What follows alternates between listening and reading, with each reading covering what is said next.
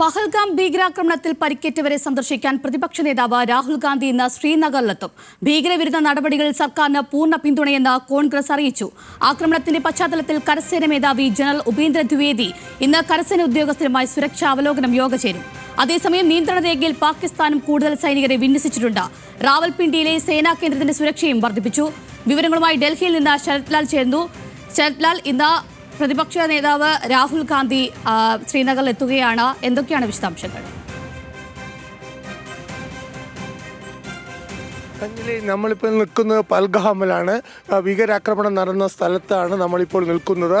ശ്രീനഗറിൽ നിന്ന് ഏകദേശം 60 കിലോമീറ്റർ അകലെയുള്ള പഹൽഗാമിലാണ്. പിന്നെ കഴിഞ്ഞ ദിവസം ഭീകര ടൂറിസ്റ്റുകളെ വെടിവെച്ച് കൊലപ്പെടുത്തിയത്. അത് തുടർന്നുള്ള സംഘർഷമാണ് ഇന്ന് ജമ്മു കാശ്മീരിലുടനീളം ഭയത്തിൻ്റെ ഒരു അന്തരീക്ഷം തന്നെയാണ്. എപ്പോഴും ഒരു യുദ്ധം പൊട്ടിപ്പുറപ്പെടാമെന്നുള്ള ഒരു അന്തരീക്ഷമാണ് പിന്നെ ജമ്മു കാശ്മീരിലും അതേപോലെ പഹൽഗാമിലും അടക്കമുള്ള കാര്യങ്ങൾ. മൊത്തത്തിൽ ഷട്ട് ഡൗൺ എന്ന് തന്നെ പറയാം. ഇതുവരെ കടകളൊന്നും കഴിഞ്ഞ 3 ദിവസമായി തുറന്നിട്ടില്ല. ഇപ്പോൾ രാഹുൽ ഗാന്ധി കൂടി ഇന്ന് പരിക്കേറ്റവരെ കാണാൻ സന്ദർശിക്കാൻ വേണ്ടി ശ്രീനഗർ ആശുപത്രിയിൽ എത്തുന്നതോട് കൂടിയിട്ട് ഇന്ത്യ ഒറ്റക്കെട്ടാണ് ഇക്കാര്യത്തിൽ എന്നൊരു സന്ദേശമാണ് ഇപ്പോൾ നൽകുന്നത്. നമുക്ക് ഈ കാശ്മീരിലെ വളരെ പ്രധാനപ്പെട്ട തന്ത്രപ്രധാന സ്ഥലമാണ് ഈ പഹൽഗാവും അതേപോലെ തന്നെ ഉറി, ബാരമുള്ള ഈ സ്ഥലത്തൊക്കെ കടുത്ത സൈനിക വിന്യാസമാണ് ഇന്ത്യ നടത്തിയിരിക്കുന്നത്. സൈനിക മേധാവി കൂടി ഇന്ന് ഇത് സംബന്ധിച്ച് അവലോകനങ്ങൾ നടത്തുന്നതോടുകൂടി പാകിസ്ഥാനിൽ കടുത്ത സമ്മർദ്ദമാണ് നടത്തണം എന്നുള്ളതാണ് കാശ്മീരികളുടെ തന്നെ ഈ ഒരു അഭിപ്രായം. എന്നാലും ഈ പൊതുവെ കഴിഞ്ഞ കാര്യങ്ങളിലൊക്കെ ഉണ്ടായിരുന്ന ഒരു കാര്യം എന്ന് പറഞ്ഞാൽ കാശ്മീരികൾ ഏത് തീവ്രവാദി അക്രമത്തെ അനുകൂലിച്ചിരുന്നു. എന്നാൽ ഇത്തവണ ഇതാദ്യമായിട്ടാണ് പഹൽഗാമിലെ അക്രമത്തിനെ ജമ്മു കാശ്മീർ സമൂഹം ഒന്നടങ്കം തള്ളിപ്പറഞ്ഞിരിക്കുന്നു. കടകൾ അടച്ചിട്ട് അവർ പ്രതിഷേധിക്കുന്നു. സ്വാഭാവികമായിട്ട് ഇത് സംബന്ധിച്ചുള്ള ഇന്ത്യയെ സംബന്ധിച്ച് ശുഭകരമായ ഒരു കാര്യമാണ്. കഴിഞ്ഞ 40 വർഷത്തിൽ കാശ്മീരിൽ സംഭവിക്കാത്തൊരു കാര്യമാണ് ഇപ്പോൾ സംഭവിച്ചിരിക്കുന്നത്. ഏതായാലും കാശ്മീരിൽ പാകിസ്ഥാനെതിരെയുള്ള ഒരു വികാരം ഇപ്പോൾ ഉണർന്നിട്ടുണ്ട്. ഇതാദ്യമായി എന്ന് വേണം നമുക്ക് പറയാൻ. ഇത് ഇപ്പോൾ കോൺഗ്രസും അതുപോലെ BJP ദേശീയ കക്ഷികൾ ഒറ്റക്കെട്ടായിട്ട് ഇക്കാര്യത്തിൽ മുന്നോട്ട് പോകുന്നതോട് തന്നെ പാകിസ്ഥാൻ കുഴപ്പത്തിലാകുമെന്ന് തന്നെ പറയേണ്ടി വരും. കഴിഞ്ഞ ദിവസം നയതന്ത്ര പ്രതിനിധികളെ മുഴുവൻ അമേരിക്കൻ നയതന്ത്ര പ്രതിനിധി, ചൈനീസ് നയതന്ത്ര പ്രതിനിധി അടക്കമുള്ള അംബാസഡർമാരെയൊക്കെ വിളിച്ചു വരുത്തി ഇന്ത്യ കാര്യങ്ങൾ വിശദീകരിച്ചിരുന്നു. തങ്ങൾ എന്ത് നടപടിയെടുത്താലും അതിന് പൂർണ്ണ പിന്തുണ വേണമെന്നാണ് ഇന്ത്യ വിദേശകാര്യ മന്ത്രാലയം ഇവരോട് ആവശ്യപ്പെട്ടത്. ഏതായാലും ഇക്കാര്യത്തിൽ നയതന്ത്രപരമായും സൈനികപരമായും ഇന്ത്യ മുന്നോട്ട് തന്നെ പോകുന്നു എന്ന് വേണം നമുക്ക് പറയാൻ. കാരണം ഈ പഹൽഗാം ആക്രമണം ഇന്ത്യ ഒരിക്കലും ക്ഷമിക്കില്ല എന്ന് തന്നെയാണ് ഇവിടുത്തെ ഗവർണറും അതേപോലെ ജമ്മു കാശ്മീർ മുഖ്യമന്ത്രിയും പറഞ്ഞിരിക്കുന്നത്. ഇതൊക്കെ കാണുമ്പോൾ നമുക്കറിയാം പഹൽഗാമിൽ നിന്ന് നമുക്കുള്ള കാഴ്ചകൾ കാണാം. പഹൽഗാമിൽ ഇത്തരം കാടുകളിലാണ് തീവ്രവാദികൾ ഒളിച്ചിരിക്കുന്നത്.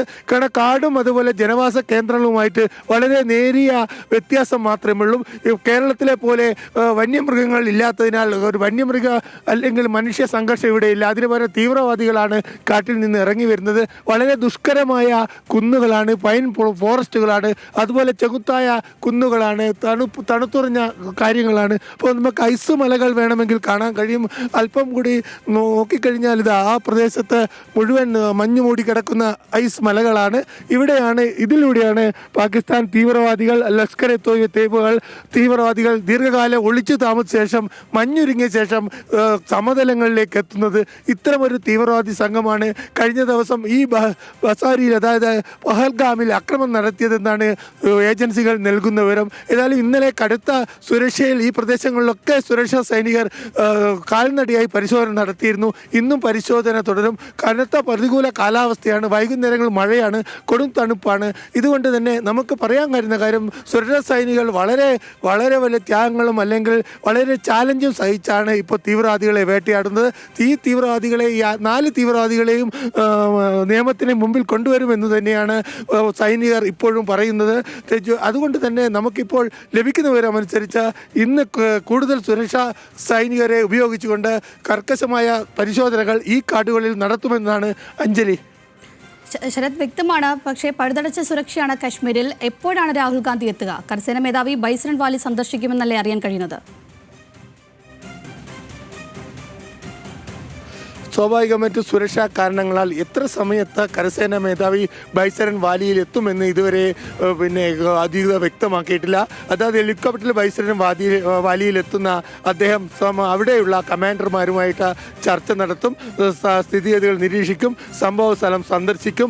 ഇത്രയും മാത്രമാണ് ഔദ്യോഗികമായിട്ട് പ്രതിരോധ വകുപ്പ് നമുക്ക് അറിയിച്ചിരിക്കുകയാണ്. പാകിസ്ഥാൻ അതിർത്തിയാണ്. അതുകൊണ്ട് തന്നെ കരസേനാ മേധാവിയെ പോലെ ഒരു ഉന്നത വ്യക്തി ഈ സംഘർഷം നിറഞ്ഞ കാലഘട്ടത്തിൽ സന്ദർശിക്കുന്ന അതീവ രഹസ്യമായിരിക്കും. രാഹുൽ ഗാന്ധിയുടെ അതേപോലെ രാഹുൽ ശ്രീനഗർ എത്തിയ ശേഷം എത്ര സമയം അല്ലെങ്കിൽ എപ്പോഴായിരിക്കും ആശുപത്രിയിൽ പോകുക എന്നുള്ള വ്യക്തമായ വിവരങ്ങളൊക്കെ സുരക്ഷാ കാരണങ്ങളാൽ പുറത്തേക്ക് വന്നില്ല അഞ്ജലി. ഏതായാലും രാവിലെ 11 മണി നമുക്കറിയാൻ കഴിയുന്നത് രാവിലെ 11 മണിയോട് കൂടിയിട്ട് കരസേനാ മേധാവി ബൈസരൻ വാലിയിൽ എത്തുമെന്നാണ്. പക്ഷേ അത് സ്ഥിരീകരിക്കാൻ സൈനിക നേതൃത്വം തയ്യാറായിട്ടില്ല അഞ്ജലി. നമുക്ക് മറ്റൊരു വിവരം കൂടി അറിയാനുണ്ട്. BSF ജവാനെ കഴിഞ്ഞ ദിവസം പിടികൂടിയിരുന്നു. ഇപ്പോൾ അദ്ദേഹത്തെ മോചിപ്പിക്കാനുള്ള ശ്രമങ്ങളൊക്കെ എവിടെ വരെയായി? സ്വാഭാവികമായിട്ടും ഈ സംഘർഷം മുറ്റി നിൽക്കുന്ന ഈ സാഹചര്യത്തിൽ അതിർത്തി കടന്നുപോയ BSF ജവാന്റെ കാര്യത്തിൽ ഒരു അനിശ്ചിതത്വം തന്നെ തുടരുകയാണ്. കാരണം BSFും അതുപോലെ പാക് റേഞ്ചർമാരുമായിട്ടാണ് ഈ ചർച്ച. ഈ BSF ജവാനെ സ്വാഭാവികമായിട്ടും റാവൽപിണ്ടിയിലെ ആർമി ക്യാമ്പിലേക്ക് മാറ്റുമെന്നൊരു റിപ്പോർട്ടുകളാണ് ഈ പാകിസ്ഥാൻ മാധ്യമങ്ങൾ പുറത്തേക്ക് വരുന്നത്. ഏതായാലും ഈ കാര്യത്തിലുള്ള ചർച്ചകൾ റേഞ്ചർമാരുടെ, അതായത് BSF അതേപോലെ കൗണ്ടർ പാർട്ടായ റേഞ്ചർ തമ്മിലുള്ള തുടങ്ങുകയാണ്. ഇക്കാര്യത്തിൽ നയതന്ത്രമായ ഒരു ഇടപെടൽ ഇതുവരെ ഇന്ത്യ നടത്തിയിട്ടില്ല. കാരണം ഇപ്പോഴത്തെ സാഹചര്യത്തിൽ ഇത്തരം നയതന്ത്ര ഇടപെടൽ നടത്തുന്നതിൽ പരിമിതികളുണ്ട്. അതുകൊണ്ട് തന്നെ നയതന്ത്രമായിട്ട് നടപടികളിലോട്ട് ഇന്ത്യ ഇതുവരെ മുന്നോട്ട് പോയിട്ടില്ല അഞ്ജലി. ശരി ശരത്, വ്യക്തമാണ്. പഹൽഗ്രാം ഭീകരാക്രമണത്തിൽ പരിക്കേറ്റവരെ സന്ദർശിക്കാൻ പ്രതിപക്ഷ നേതാവ് രാഹുൽ ഗാന്ധി ശ്രീനഗറിലെത്തും. വിവരങ്ങൾ നൽകിയത് ഡൽഹിയിൽ നിന്ന് ശരത് ലാലാണ്.